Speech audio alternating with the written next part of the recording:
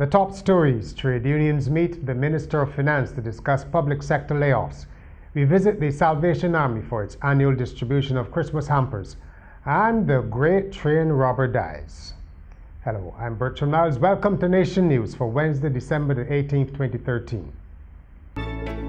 You want your loved ones around to celebrate, especially those living far. And with Digicel Top-Up, Dad can help you bring life to the party and be part of the celebration. Ask him to send you Digicel Minutes.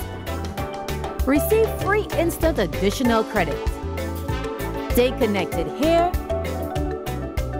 and there. Ask your family abroad to send Digicel Minutes today. Officials from CITUSAB, the Congress of Trade Unions and Staff Associations of Barbados, met Finance Minister Chris Sinclair for 2 hours this morning to discuss the planned dismissal of at least 3,000 public workers. Following the meeting, President of CITUSAB, Cedric Murrell, told reporters that Mr. Sinclair had explained in greater detail why government had taken the decision to cut staff. We would have had from the minister more explanations in terms of what has happened, and those explanations certainly they were able to make other things clear. With regard to satisfaction or not, we're never satisfied when you have a situation where as many as 3,000 of our colleagues are going to find themselves out of work. But clearly we have a responsibility and a duty as the representatives of those workers to be able to ameliorate that situation as best as we could. That is really what it was about. The Executive Board of the Congress of Trade Unions will meet tomorrow afternoon to discuss the situation, after which they've promised to issue a statement. The need is greater than ever, and the Salvation Army is responding. The religious organization held its annual Christmas hamper distribution at the Central Hall in Reed Street, the city, today. Governor General Sir Elliot Belgrave attended the short ceremony and presided over the first donations. Hundreds of people who had been waiting outside for the conclusion of a church service surged forward to collect their hampers, presenting a bit of a challenge to officers of the organization and the police. There's a greater need for help this year. In fact, I can also say to you that there are people who are working who still cannot meet their basic needs. We also cater for them. And there are some people we've had to turn away in that this year there are people who are getting parcels who didn't get last year. And even though we would like to give everybody every year, we have to recognize the fact that some people's situation have been better, so they'll have to come off the list and make room for somebody else. The Salvation Army is distributing more than 2,000 hampers this year and has thanked businesses for their continued support.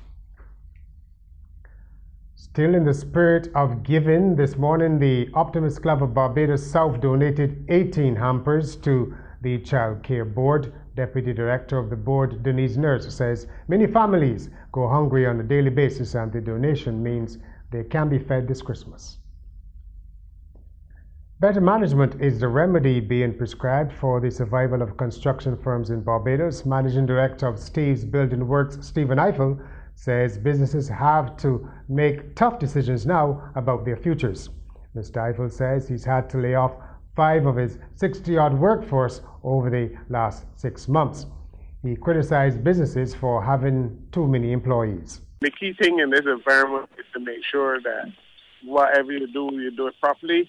Let's streamline the staff you got. It don't make sense calling staff that really ain't got much to do. And that's the honest truth. But not in these hard times. We got a job for 4 men, you can do 4 men. Don't do 6. In Trinidad and Tobago, police fear the capital Port of Spain may soon be awash with blood in reprisal killings after a reputed top gang leader was killed. On Monday night, Jad David Andrews was gunned down outside a service station in the capital. Rapid and loud explosions were heard during the drive-by shooting. Andrews was rushed across the street to the Port of Spain General Hospital, but he was pronounced dead on arrival. The Mighty Sparrow says his health continues to improve. The ace Calypsonian, who was hospitalized in a coma in September, is now in a rehabilitation facility in New York undergoing therapy. He spoke to reporters for a long time yesterday and even sang a Christmas song, promising he would be back on stage. Internationally, the great train robber Ronnie Biggs has died in Britain at the age of 84. Biggs was involved in the Great Trim robbery of 1963, in which £2.6 million were stolen, but after being given a 30-year jail sentence, he escaped the UK. Biggs was later abducted in Rio de Janeiro in March 1981, but the yacht carrying him got into difficulty off Barbados and he was forced to spend some time here. The Barbados Supreme Court ordered his release and he returned to Brazil, before eventually going back to London in 2001 to seek medical help. He was, however, sent to prison and he was released on compassionate grounds 4 years ago after contracting pneumonia. Between 15,000 to 20,000 people are estimated to have sought refuge at the United Nations mission in South Sudan as the death toll in fighting there continues to rise. No official numbers have been given, but both the UN and the Red Cross say the death toll has been heavy since President Gerard Arrow said his forces had foiled a coup attempt. At Courts, every day we bring affordability, convenience, innovation, and style to over 1 million customers in 11 countries. From homes to communities, we are proud to make a difference in the lives of many across the region. Courts, bringing value home. In sport, 9 teams have been confirmed for local netball's first tournament offering decent prize money. The inaugural Barbados Invitational Fast 5 Netball Tournament, or BIFNet, will be played over 4 days next month. More than $30,000 are on offer, with half of that going to the winners of the tournament, which will be played under netball's newest and most exciting format. 2 local players have won gold and silver at the Central American and Caribbean Youth Championships in the Costa Rican capital, San Jose. Yu Tien Poon won gold in the Under-14 Open, and Orlando Husbands took silver in the Under-16 division. And finally, a British man's dreams were shattered when his new bride from Jamaica left him 20 minutes after arriving at his home in Scotland. Johnny Gannon, a 57-year-old charity worker, had spent 16,000 Barbados dollars on visa and other arrangements to take his wife, who was 24, to the UK. They had married while he was on holiday in Jamaica earlier this year. But he said she abandoned him shortly after arriving, and Mr. Gannon believes she linked up with a Jamaican boyfriend with whom she organized the plot.